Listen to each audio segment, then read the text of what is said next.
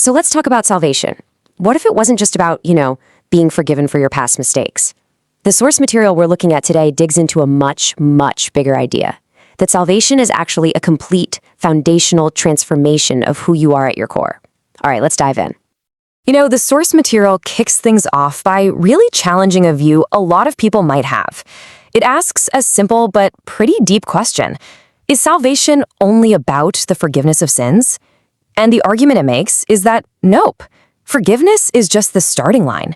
It's the beginning of a way more profound journey.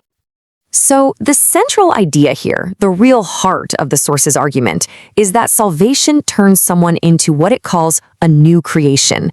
And we're not just talking about turning over a new leaf, like a New Year's resolution. No, this is presented as a complete overhaul of your entire identity, right down to your very core. And where does this idea come from? Well, this single verse you see here, from 2 Corinthians, is basically the bedrock for the whole argument. The source uses this quote to frame its entire understanding of transformation. It's this idea that, boom, the past is gone, and something brand new is started. Okay, so what does new creation actually mean?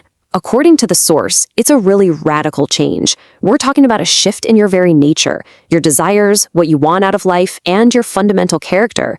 And this huge internal shift, it's said to begin the very moment someone commits to this new belief. The source really draws a stark line in the sand here. It's like a before and after picture. On one side, you've got the old self, which is characterized by things like selfish desires and sinful patterns. But on the other side, you have the new self, which is defined by completely different qualities: love, patience, holiness. The main point here is that this isn't just a theoretical idea. It's supposed to be a real, tangible shift from one way of living to a totally new one. Now, to take this idea from the abstract and make it really concrete, the source points to a super powerful case study.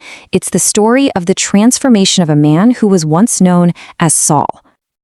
And wow, what a journey it was. The source lays it out for us. Saul starts out as this fierce persecutor, literally hunting down followers of the early church. But then he has this pivotal, divine encounter on the road to Damascus that leads to a complete conversion. And this wasn't just him changing his mind, right? It was a total 180-degree reversal of his entire life's mission. He becomes the Apostle Paul, an advocate for the very faith he once tried to wipe out. This story is held up as the ultimate example of what it means to become a new creation. So, according to the source, this huge internal change, it isn't meant to just stay on the inside, hidden away.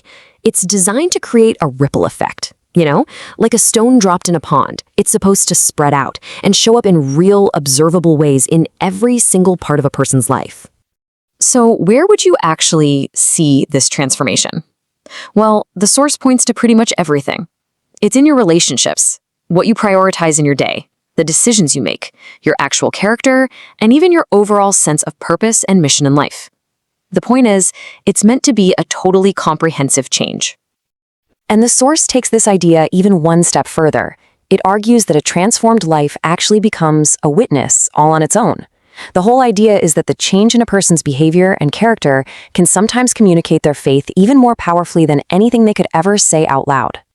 Okay, so the source doesn't just leave this as some lofty theological concept. It brings it right down to earth and moves directly into practical application. It's basically a guide for readers on how they can engage with this whole idea of transformation on a personal level. And this is where it gets really personal. This question comes straight from the source's life application section. It pivots from just explaining the concept to prompting some real self-examination. It encourages readers to look in the mirror and pinpoint the specific areas in their own lives that might need this kind of transformation. The source then lays out a kind of model prayer, breaking down what this commitment looks like into several key steps. It's framed as a declaration. So first, it's about acknowledging where you stand. Second, believing in the core principles. Third, actually confessing that belief out loud. Fourth, asking for forgiveness. And finally, committing to a totally new path forward. And as you can see, each of these steps is grounded in a specific scriptural reference. And that brings us to the final and maybe most challenging question from our source material. It really circles right back to the central theme and leaves you with this to think about. If a transformed life is the real evidence of belief, what story does your life tell? That's a powerful question to ponder, and that's where we'll leave it for today. Thanks for tuning in to this explainer.